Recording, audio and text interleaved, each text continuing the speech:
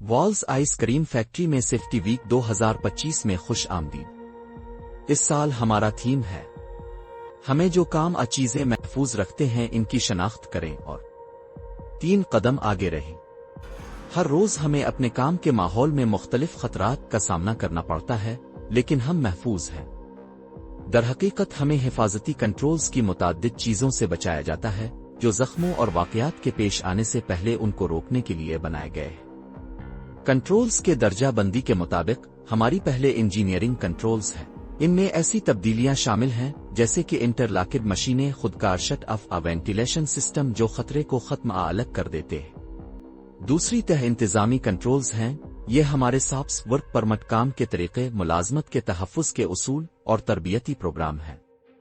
اور آخر میں تیسری چیز ہے ذاتی حفاظتی ساز و سامان، ہیلمٹ، چشم، دستانے اور ہارنس جیسی اشیاء جو ہمارے دفاع کی آخری لائن کے طور پر کام کرتی ہے۔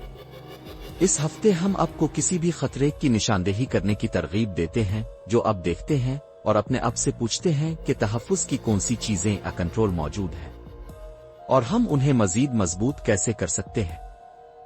اب رپورٹنگ کے بارے میں بات کرتے ہیں۔ یونی لیور کے مطابق نیئر مس، جس کا مطلب حادثے سے بال بچ جانا، ایک ایسا غیر منصوبہ بند واقعہ ہے جس کے نتیجے میں چوٹ یا نقصان نہیں ہوا، لیکن ایسا ہونے کی صلاحیت موجود تھی۔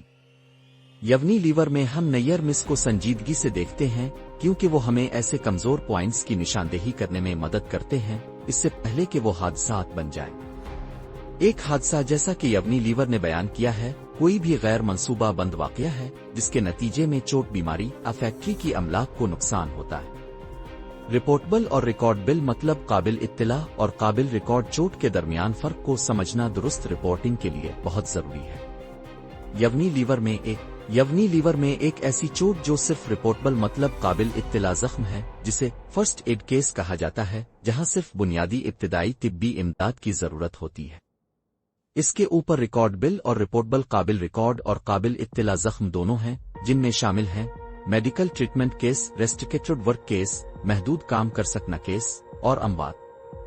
ان چوٹوں کو ریکارڈ کیا جاتا ہے اور تحقیقات کی جاتی ہیں اور حفاظت میں مسلسل بہتری کے لیے استعمال کیا جاتا ہے۔ ہم اپنی سائٹ سے حقیقی مثالیں بھی شیئر کرنا چاہتے ہیں۔ اس سال ہم نے S220 کے 2 واقعات کا تجربہ کیا، یہ دونوں ہی ہمیں یاد دلاتے ہیں کہ ہماری حفاظتی چیزیں کتنی اہم ہیں۔